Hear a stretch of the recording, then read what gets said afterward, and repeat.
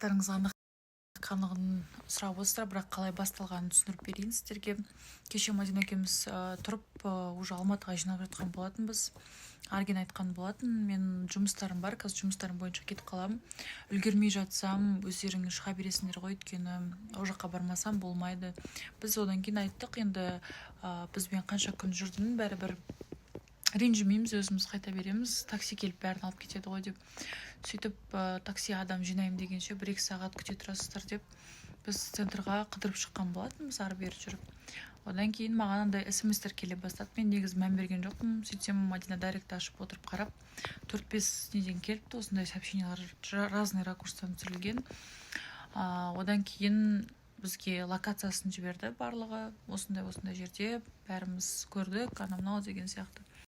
Одан кейін мен негізі бұндай нәрсеге сенбеймін. Ойладым, енді Арген публичный адам, оны бәрі біледі, филармонияда тем более адам көп, ол жақта барлық Арген таниды, ондай қадамға бармайды дедім мен. Содан кейін Мадина айтады, мен уайымдап тұрмын, Аружан, барайықшы таксимен. Мен Аргенге звондаймын, трубканы сбрасывает. Ну хорошо дедім, бір пранк па немене деп. Негізі күлгім келді просто.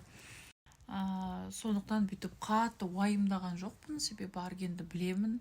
Егер де ойладым, изменять ететін адам публичный жерде изменять етпейді, қызбен жүрмейді, тем более если ол өзін танитынын білсе, олай істемейді дедім. Сосын Мадина, Маржан, типа ана қызбен прям қостасып тұр ғой деді.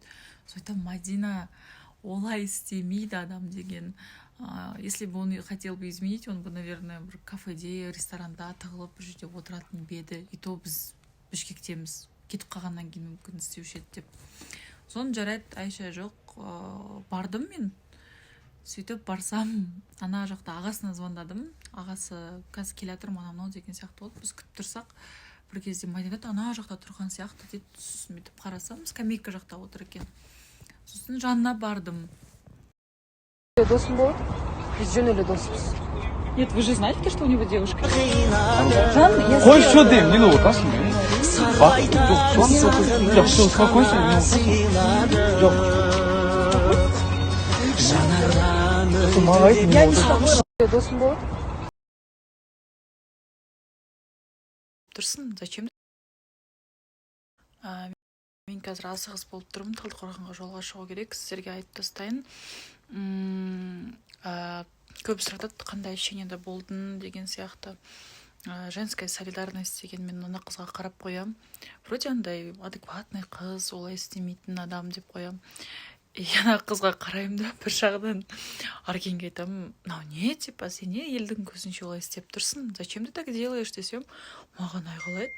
Сосын мен айттым, айғалама, адамдар қарап тұр, неге олай істейсің десем, қайта неғып айғалама, типа, анау успокойся дейді маған. Я спокойно, просто ана қыз кім десем, жай ғана досым дейді, ана қыз ала көзбен қарайды маған.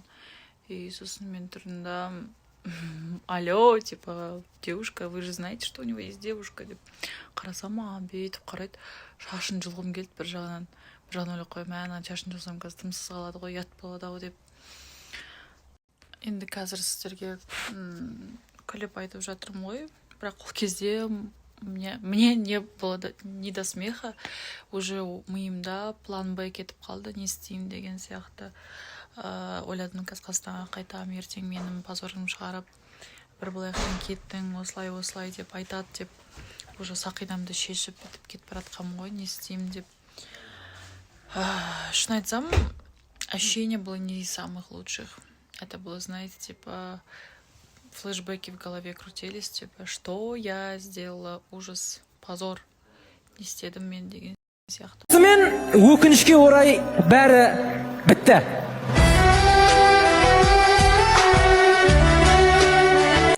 Осымен өкінішке орай бәрі бітті.